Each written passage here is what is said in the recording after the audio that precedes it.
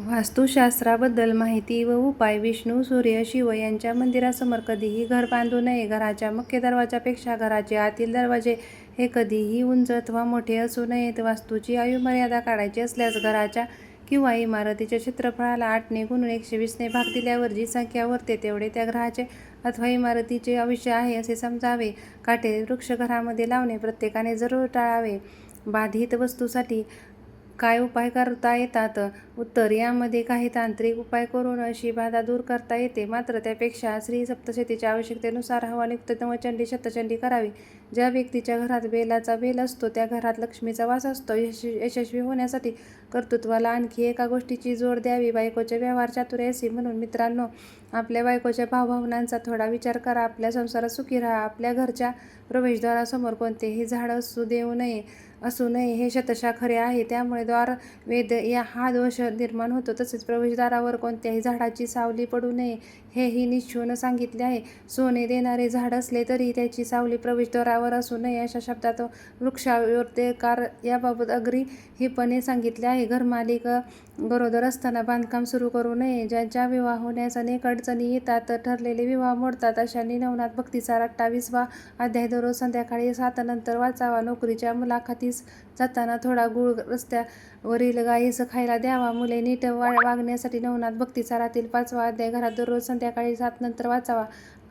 आपल्या घरामध्ये आपली पत्नी, मुले किंवा कोणालाही अपशब्द वापरू नयेत, कारण वास्तू नेहमी तथास्तु म्हणत असते. वर्षातून एकदा तरी कुलदेवताचं दर्शन घ्यावे. रोज सकाळ संध्याकाळ आपणास आवडत्या अशा मंद सुवासाची उदबत्ती किंवा धूप घरात जाळावे. आपल्या स्वतःच्या गाडीचे पार्किंग उत्तरेस किंवा पूर्वेस तोंड करून ठेवावे. दक्षिणेला तोंड करून गाडी ठेवू नये. शिकार केलेल्या प्राण्यांचे मुखवटे किंवा जंगली ओबडधोबड लाकडाचे सॅरेमिक्स घरात ठेवू नये. बेडरूमला रंग लावताना पिस्ता किंवा गुलाबी रंगाचा वापर करावा. तुळशीत काही लोक शंकराची पिंड ठेवतात, ते चुकीचे आहे. तर काही लोक भंगलेल्या मूर्ती तुळशीत ठेवतात, तेही चुकीचे आहे. तुळशीत फक्त देवास वापरलेले पाणी विसर्जित करावे.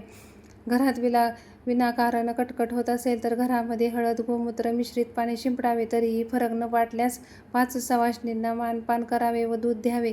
असे केल्याने कटकटी कमी होतात. श्री वेदव्यास सुद्धा म्हणतात, ज्याचे मन किंवा विचार मोठे त्याचे भाग्य मोठे, असा मानसशास्त्राचा प्रत्यक्षानुष्ठ सिद्धांत आहे. ज्या वनस्पतीमधून पांढरा चीक येतो अशी झाडे घराभोवती लावू नये. देवघरात देवाच्या फोटो बरोबर मृत्यू व्यक्तीचे फोटो ठेवू नये. मुख्य दरवाजा उंबरठा असणे आवश्यक असते.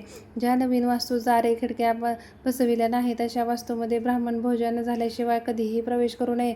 उंबऱ्यावर लक्ष्मीचे पाऊल चिटकवू नयेत, कारण त्या लक्ष्मीच्या पावलांवर आपली पावले पडणे हे काही बरं नाही. दूध व साखर मिसळलेले पाणी पिंपळाच्या झाडाला घालावे. घरामध्ये सूर्योदय सूर्यास्ताच्या अगोदर झाडू मारावा. त्यामुळे घरामध्ये दारिद्र्य येत नाही. उत्तर पूर्वेला दरवाजा असेल तर तांदळाचा आणि पश्चिम दक्षिणेला दरवाजा असेल तर गव्हाचे स्वस्तिक उंबऱ्यावर काढावं.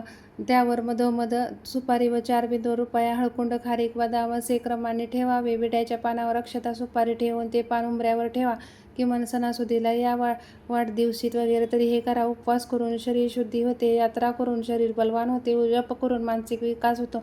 अनिष्ट ग्रहांची शांती केल्याने यश मिळते. धनरत्न जतन केल्याने लक्ष्मी स्थिर राहते. दान केल्याने धन दौलत व ऐश्वर्य लाभते. वास्तुशास्त्रानुसार घर बांधल्याने स्वास्थ्य मिळते. रत्न वापरल्याने मानसिक स्थिरता, शरीर बलवत्ता लाभते. पैशाची कधीही कमतरता भासणार नाही.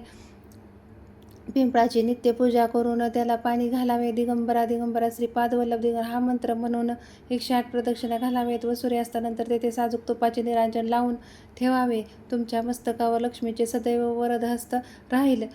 कुलदेवतांचे वर्षातून एकदा दर्शन, अभिषेक व पूजा टाळाटाळ न करता करावे. तुमच्याकडे पैशाचा ओघ सतत वाहत राहील.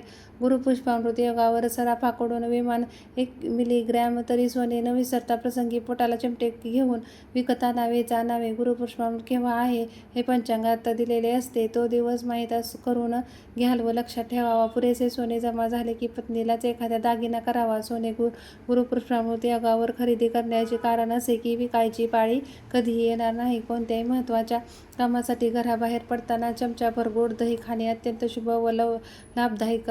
स्नान करूनच भोजन करावे. जेवण केलेल्या ताटात हात धुवू नये. मांडीवर व हातात ताट घेऊन जेवू नये, दक्षिणेकडे तोंड करून जेवू नये. एक लांबच्या लचक मोरपीस विकत घ्या आणून ते घराच्या दक्षिणेकडील भिंतीवर सेलो टेपने चिटकवून ठेवावे. रोज सायंकाळी त्याला उदबत्ती ओवाळावी. हा तोडगा ज्याचे येणे अडकून पडले आहे त्यांनी अवश्य करून पाहण्यासारखा आहे. 3-4 महिन्यात येणे असलेले रक्कम हटकून परत मिळते. व्यापार मंदावत चालला असेल, व्यापार बंद पडला असेल, भांडवल असून व्यापार होत नसेल तर अशा वेळी व्यापारामध्ये यश येण्यासाठी पुढील प्रभावी तोडगा अवश्य करावा. दररोज सकाळी देवासमोर बसून विष्णू सहस्रनामाचा जप करावा. तसे तुळशी काष्ठाची पाने घेऊन ओम नमो विष्णवे या मंत्राचा जप करावा. रोज गरम तव्यावर पोळी भाकरी भाजण्यापूर्वी दूध शिंपडावे. यामुळे घरातील आजारपण कमी होते. जास्तीत जास्त अन्नदानाच्या योगे अनेक दोष नष्ट होतात.